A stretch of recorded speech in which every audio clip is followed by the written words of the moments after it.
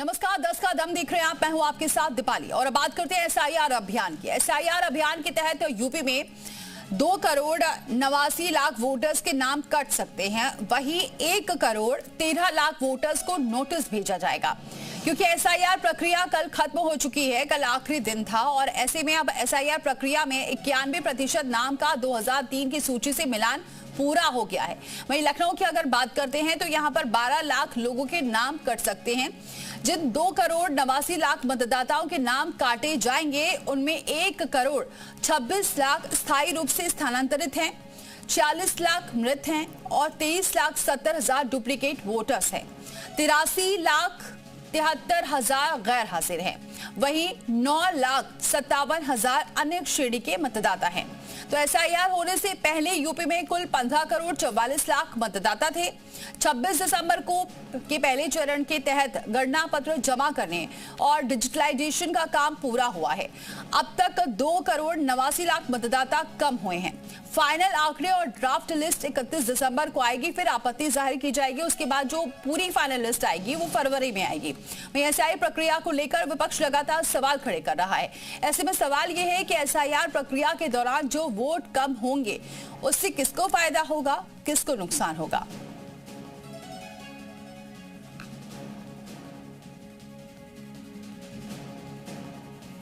तो यूपी में एसआईआर की जो प्रक्रिया है वो खत्म हो चुकी है, लेकिन अब 31 दिसंबर को एक ड्राफ्ट आएगा और उसके बाद आपत्तियां जाहिर की जा सकेंगी। उसके बाद फिर ये प्रक्रिया चलेगी, लेकिन जो फाइनल लिस्ट है उसके बाद फरवरी में आएगी। लेकिन अब तक जो आंकड़े आए हैं उससे ये सामने आया है कि लगभग 2 करोड़ से ज्यादा 2,89,00,000 वोटर्स के नाम कट सकते हैं, जो अब तक आंकड़े बता रहे हैं। क्योंकि एसआईआर जो फॉर्म की प्रक्रिया है वो खत्म हो चुकी है। उसके बाद जो आंकड़े सामने आ रहे हैं उसमें ये भी सामने आया है कि 1,13,00,000 वोटर्स को नोटिस भी भेजा जाएगा।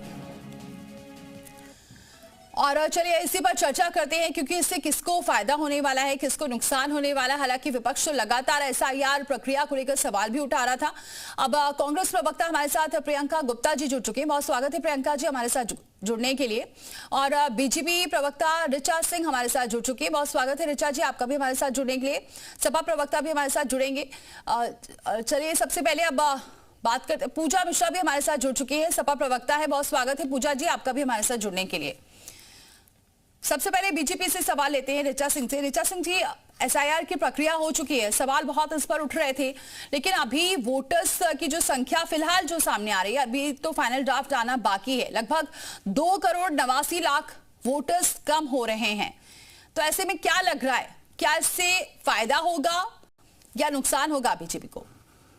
नहीं, देखिए, विशेष गहन पुनरीक्षण का कार्य पूरा हो गया है और जो भी मतदाता कटे हैं उसमें विभिन्न कैटेगरीज के लोग हैं। ऐसे लोग हैं जो दूसरी जगहों पे शिफ्ट कर चुके हैं या मृत हो चुके हैं, या फिर उनका 2 जगह वोट था तो उसको काटकर 1 जगह कर दिया है। कहीं पे भी डुप्लीकेट नहीं है।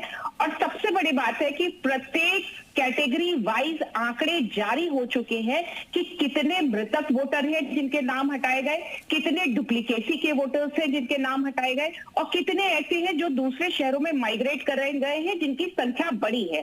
तो सारी चीजें पारदर्शी तरीके से आज सबके सामने है और यही एसआईआर का सबसे बड़ा उद्देश्य भी था कि पारदर्शी तरीके से मतदाता सूची का शुद्धिकरण हो सके और जो भी आंकड़े हैं वो सबके सामने आए। लेकिन चूंकि समाजवादी पार्टी और कांग्रेस पार्टी लोकतंत्र के ये जो हवन हो रहा है मतदाता सूची का शुद्धिकरण, उसमें अपना सहयोग देने के स्थान पर इनको जब मतदाता सूची का शुद्धिकरण शुरू हो रहा था तो उससे भी दिक्कत थी, आज भी इनको दिक्कत है। लेकिन मैं आपके माध्यम से सिर्फ एक बात कहना चाहती हूँ कि किसी भी जाति धर्म का एक भी व्यक्ति समाजवादी पार्टी सामने लाकर दिखा दे जिसने ये कहा हो कि मैं योग्य मतदाता हूं लेकिन मुझे वोटर नहीं बनने दिया गया या मेरा नाम वोटर सूची से काट दिया गया है। और यही लोकतंत्र की पारदर्शिता है जिसको जो आज सभी लोगों के सामने है। ठीक है पूजा जी, क्या लग रहा है जो प्रक्रिया खत्म हो चुकी है, अभी बहुत सारे वोटर्स के नाम बताया जा रहा है 2 करोड़ से ज्यादा हैं जिनके नाम कट सकते हैं। कई ऐसे हैं जिनके जो दस्तावेज नहीं दे पाए हैं उनको नोटिस भी भेजा जाएगा। प्रक्रिया से संतुष्ट नजर आ रहे हैं आप? आपको नमस्कार और साथी प्रभाव को भी नमस्कार। बात सही कह रहे हैं कि आप एसआईआर का कल जो है आखिरी दिन था। आपको पता है कि कल आखिरी दिन इसलिए हुआ क्योंकि लगातार विपक्ष प्रोटेस्ट करता रहा कि भाई आपको 2027 में चुनाव होना है, तो आपको इतनी नजाहत में एफआईआर करने की जरूरत क्या है। आप एफआईआर करेंगे, समय के अनुसार करेंगे, ताकि लोगों को भी समय मिले वोटर लिस्ट में नाम जोड़ने का। अभी मुझसे पहले जब भाजपा की प्रवक्ता कह रही थी कि इलेक्शन कमीशन ने पूरी सिलसिलेवार जारी कर दी हुई, जो नाम कटा है, किसका कटा हुआ है और किन किन कैटेगरीज में कटा है, आप कंफर्म कर पाएंगे क्या जी न्यूज के माध्यम से ही कि क्या वाकई में जारी हो गया हुआ है। जहां तक मुझे इन्फॉर्मेशन है, इलेक्शन कमीशन ऑफ इंडिया के साइट पे ये अवेलेबिलिटी नहीं है कि कितने नाम कितने नाम जो है क्वेश्चन मार्क के तहत आ रहे हैं और कितने किस कैटेगरी में आ रहे हैं। ये अनुमान लगाया जा रहा है 2,89,00,000 का, और ये तब से लगाया जा रहा है जब एफआईआर चालू हो। तो मुझे लगता है कि माननीय राष्ट्रीय अध्यक्ष अखिलेश यादव जी ने कहा लगभग 3 करोड़ लोगों के नाम काटने की जो है प्लानिंग है एसआईआर के तहत में। उसके बाद में आपने कहा कि एसआईआर पे प्रश्न सिर्फ विपक्ष उठाता है। आपने शायद माननीय मुख्यमंत्री योगी आदित्यनाथ जी को नहीं सुना। अभी जब 26 से पहले एक बार एक हफ्ते के लिए बढ़ी हुई थी कि 14 तारीख को लास्ट डेट हो जाएगा, तब माननीय मुख्यमंत्री जी का क्या बयान आया था उत्तर प्रदेश के माननीय मुख्यमंत्री जी का बयान आया था कि 4 करोड़ लोगों के वोटर लिस्ट नाम काटे जा सकते हैं। आप लोग जाकर के एफआईआर करिए। वो अपने सांसद और विधायक को फटकार लगा रहे थे कि आप जाकर के नाम नहीं जुड़वा रहे लोगों का, ये हमारे वोटरों का नाम काट दिया जाएगा।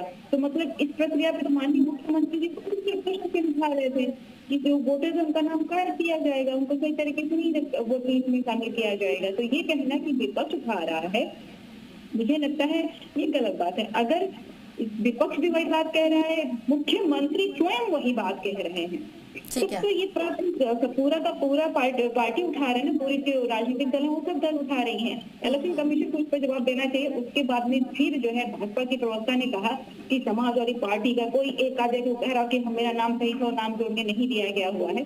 तो भैया अभी कल आखिरी दिन रहा है, आपत्ति डालने का समय 31 तारीख तक है। लोग आपत्ति डालेंगे और जिनका नाम नहीं रहेगा वो भी आपत्ति डाल करके, और मुझे लगता है कि बहुत सारे लोगों ने वो विजुअल देखे होंगे जहाँ पर कहा जा रहा है कि हमारे पास सारी चीजें होने के बावजूद भी एसआईआर का फॉर्म नहीं मिला है। कितनी मुश्किलों के साथ में एसआईआर का फॉर्म मिला है लोगों को, ये भी जनता ने देखा हुआ है। ठीक है पूजा जी, इसका जवाब लेते हैं ऋचा सिंह से, लेकिन मैं प्रियंका गुप्ता का भी जरा रुक कर लेती हूँ, फिर उसके बाद चर्चा को आगे बढ़ाएंगे। प्रियंका जी, आप इससे पूरी प्रक्रिया से संतुष्ट नजर आ रही है, क्योंकि अब सारी पारदर्शिता सामने होगी और इसी के आधार पर अब लिस्ट तैयार हो रही है। तो क्योंकि राहुल गांधी भी कई बार सवाल उठाते रहे हैं, तो ऐसे में ये एसआईआर प्रक्रिया तो कह सकते हैं कि निष्पक्ष तौर पर अब सामने आएगी, जिसमें कोई फर्जी मतदाता नहीं होंगे। प्रक्रिया अगर इतनी निष्पक्ष है तो चुनाव आयोग ये क्यों नहीं बता पा रहा है कि निर्णय किसका था कि एसआईआर प्रक्रिया कराया जाए। जब आरटीआई के माध्यम से उनसे पूछा गया ये निर्णय किसका था, तो चुनाव आयोग कह रहा है कि हमारा निर्णय नहीं था। तो आखिर क्या ये भारतीय जनता पार्टी का निर्णय था जो चुनाव आयोग पूरा कर रहा था? दूसरी बात, जिस तरीके से टाइमलाइन पहले डिसाइड की, इस प्रक्रिया को लेकर कहीं कोई दूरदर्शिता, कोई प्लानिंग नजर नहीं आई। बीएलओ की मौत होना स्टार्ट हो गई लगातार। जिस तरीके से बीएलओ की लगभग 40 की करीब पूरे देश में मौत हो गई, उसके बाद जाकर फिर कहीं टाइमलाइन बढ़ा दिया गया। लगातार सवाल उठाते रहे कि किस तरीके से जो हमें इलेक्टोरल रोल डाटा आएगा, जो 31 के बाद उम्मीद है आएगा, वो मशीन रीडेबल फॉर्म में नहीं होता।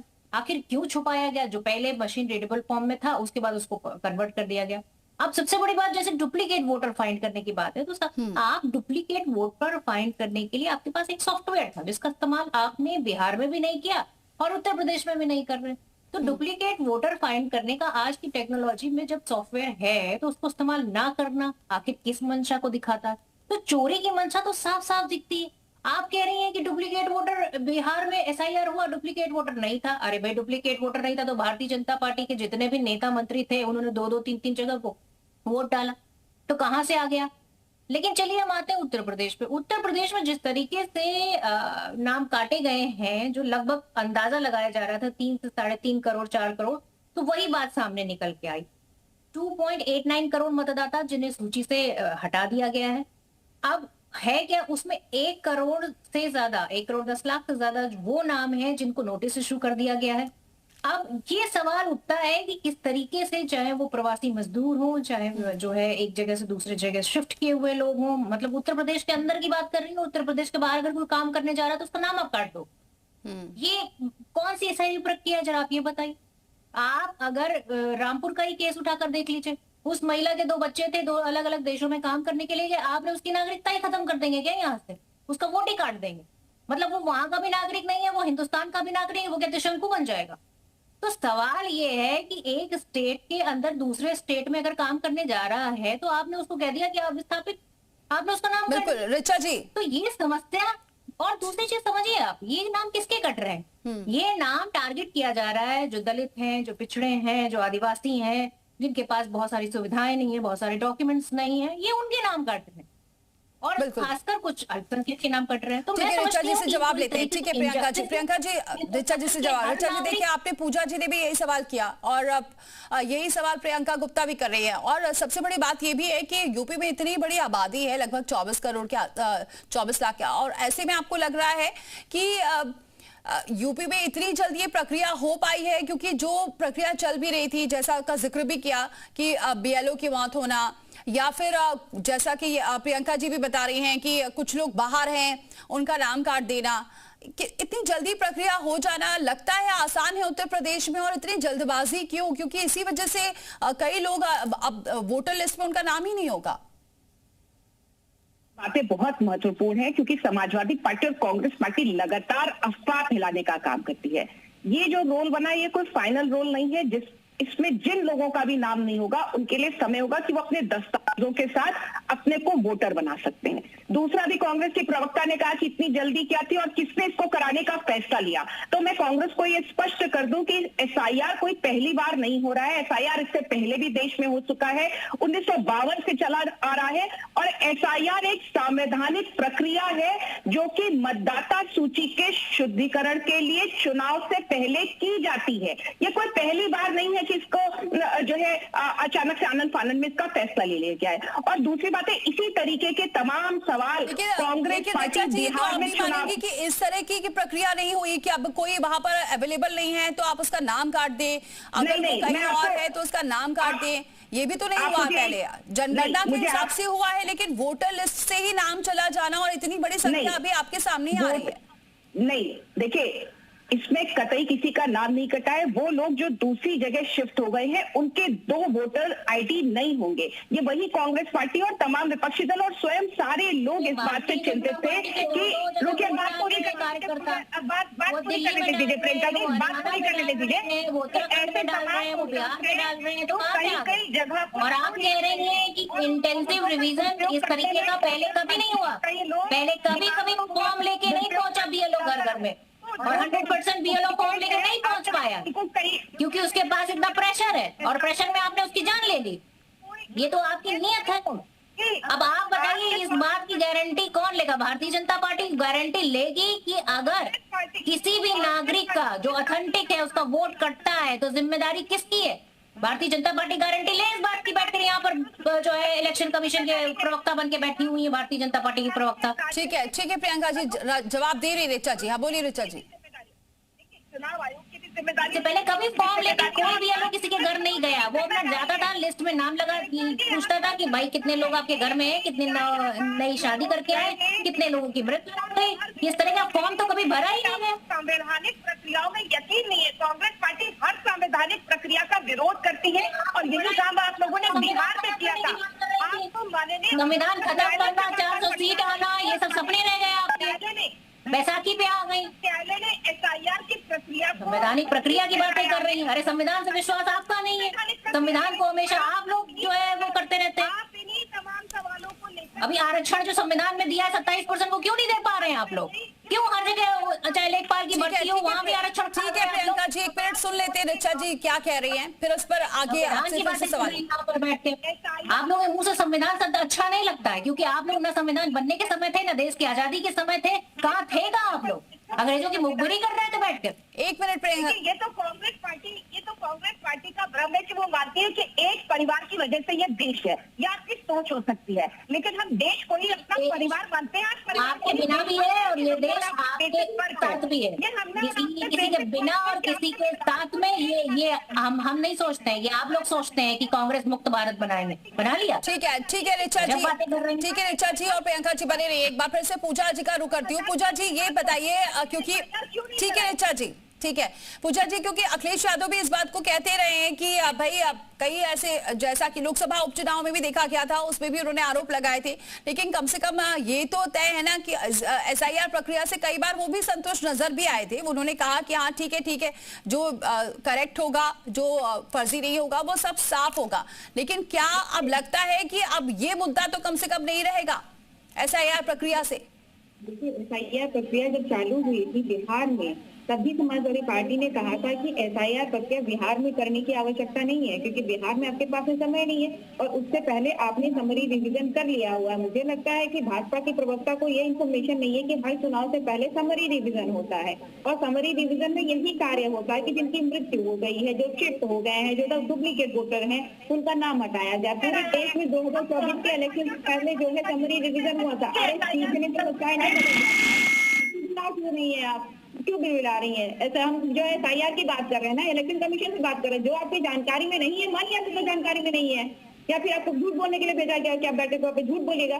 समरी रिवीजन 2024 में हुआ था, बिहार में 2025 में समरी रिवीजन हुआ, इलेक्शन के मद्देनजर हो गया था, उसके बाद में इलेक्शन होना था, फिर अचानक से जागृति होगी एसआईआर करना। तब भी हमने कहा था कि एसआईआर अभी तो करना है तो समय लीजिए, उत्तर प्रदेश में चुनाव होने वाले हैं, उत्तर प्रदेश में आप एसआईआर करा लीजिए, समय के साथ में करा लीजिए, आपके हाथ में समय रहेगा। लेकिन नहीं, फिर उसके बाद में आपने लिया लोगों की हत्या आएगी, हत्याएं की उनके ऊपर दबाव बनाया गया है कि जो ओबीसी है उनके नाम काटे जाए, और ओबीसी के नाम। ठीक है, एक मिनट पूजा जी पूरी बात कर ले, पूजा जी पूरी बात कर ले, उसके बाद आप जवाब दें, क्योंकि फिर ऐसे में किसी की बात समझ में नहीं आ रही है।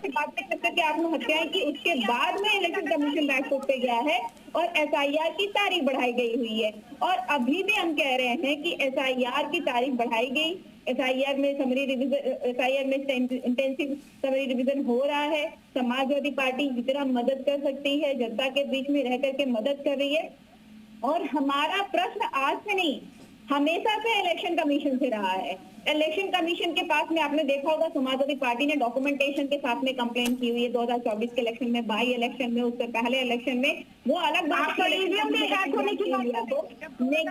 इलेक्शन कमीशन के पास में हमने कंप्लेन करते थे, हमें गलत लगता था। और एसआईआर की प्रक्रिया के बाद में भी हमें जो गलत लगेगा हम उसकी कंप्लेन करेंगे। हमें लगेगा कि वोटर लिस्ट नाम काटे जा रहे हैं, उसमें ऐड कराने की प्रक्रिया को बिल्कुल फॉलो अप करेंगे। जब एसआईआर अनाउंस हुआ तब भी हमने कहा था कि हमारा टारगेट ये है कि जो उत्तर प्रदेश की जनता है, जो उत्तर प्रदेश के नागरिक हैं, उनके मताधिकार का हनन किसी भी। और ठीक है पूजा जी, आपका एक सवाल भी था, उसका जवाब भी ले लेते हैं। ऋचा सिंह जी, जब सवाल ये भी उठ रहा है, जब मुख्यमंत्री भी इस बात को कह रहे हैं कि एसआईआर फॉर्म ढंग से भरवाए जाएं, तो आपको लग रहा है कि इतने कम समय में अच्छे से ये जो प्रक्रिया हुई होगी वो संपन्न हो पाई होगी?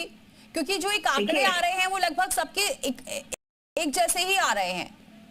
बिल्कुल, आदरणीय मुख्यमंत्री योगी आदित्यनाथ जी ने प्रशासन को, तो युवा हैं, उनके नाम भी नहीं है, तो इसमें तो किसी को भी फायदा नहीं होगा।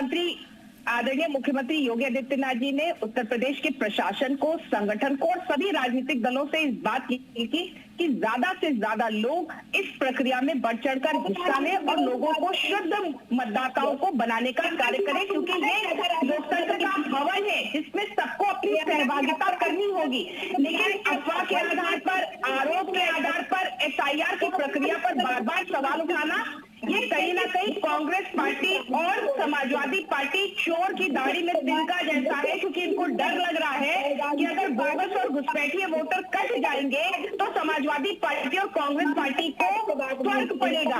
मतदाताओं में भी जाति ढूंढने का काम समाजवादी पार्टी के द्वारा किया जा रहा है। जमीन में आकर के माननीय मुख्यमंत्री 14 दिसंबर को कह रहे थे कि उत्तर प्रदेश में एसआईआर के तहत किसी को लाभ नहीं है, वो विधायकों छुड़वा सकता है, लेकिन इसने बार बार इस तरीके से अफवाह फैलाना कि लोगों का नाम कर दिया। आदरणीय मुख्यमंत्री जी ने युवाओं की बात की थी कि वो युवा जो 18 वर्ष पूर्ण कर चुके हैं उनके ऊपर विशेष ध्यान दिया जाए ताकि वो बड़ी से बड़ी संख्या में। और ठीक है, लेकिन ऋचा जी क्या लग रहा है 24 करोड़ आबादी में इतना आसान है इतनी जल्दी पूरी प्रक्रिया हो जाना? बस मेरा ये सवाल है। नहीं, बिल्कुल आसान नहीं होती है कोई भी चीज, लेकिन चुनाव आयोग की अपने सभी कार्यों को करने की प्रक्रिया होती है। ये वही चुनाव आयोग है जो प्रदेशों में एक तय सीमा के भीतर चुनाव का संपन्न करा देता है। चुनाव आयोग की प्रक्रिया, मुख्यमंत्री जी ने कहा कि 18 साल के बाद में, ये तो किसी को पता ही नहीं था पूरे भारत देश में। उधर अगर बड़ी साफ से बोलने आती है तो आप बोलने के बैठ कर आप पहले डिबेट करने का तरीका सीखिए। ठीक है पूजा जी, ठीक है, आपने अपने सवाल रखे, ऋचा जी जवाब दे रही है, जरा प्रियंका का भी रुख करते हैं। अब प्रियंका गुप्ता जी, आपको क्या देखने को मिला है? ये जो प्रक्रिया चल रही थी इसमें क्या क्या दिक्कतें आई हैं? बोलना डिबेट नहीं होता है।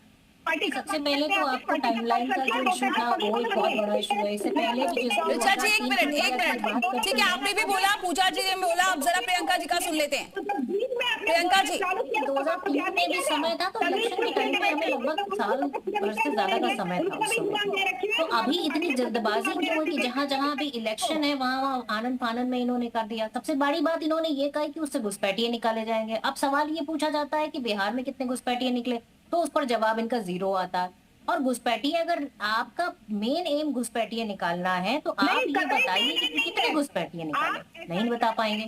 फिर दूसरी बात ये आती है कि यूपीए सरकार में पिछले 10 साल में जो घुसपैठिए निकाले थे उसकी संख्या लगभग 90,000 के करीब आती है, और अगर भारतीय जनता पार्टी से पूछा जाए तो 5,000 भी नहीं निकल कर आती। तो उद्देश्य तो आपका साफ दिखता है कि घुसपैठिए आपकी जो है, चलिए ठीक है, उद्देश्य ये है कि जो नए वोटर जोड़े जाए उनकी एज 100 साल है। आप समझ सकती हैं, अंदाजा लगा सकती हैं कि कितना बड़ा फ्रॉड होता है जो नए वोटर जोड़े जाते हैं। एक वोटर जो ब्राजील की मॉडल थी वो 20 जगह वोट जो है उसका बना, और आप समझिए कि वोट जोड़ने की प्रक्रिया पूरी संदेह के घेरे में, और संदेह के घेरे में इसलिए है क्योंकि लगातार नियमों में जो बदलाव किया गया, चाहे जो रिकॉर्डिंग देने की बात। ठीक है, चलिए, बहुत सारे सवाल जरूर उठ रहे हैं, लेकिन अब ये प्रक्रिया तो अभी फिलहाल खत्म हो चुकी है। आगे अभी आपत्तियां भी दर्ज कराई जाएंगी, उसके बाद फाइनल जो वोटर लिस्ट है वो सामने आएगी। बहरहाल सभी का बहुत बहुत शुक्रिया हमारे साथ चर्चा में शामिल होने के लिए। आगे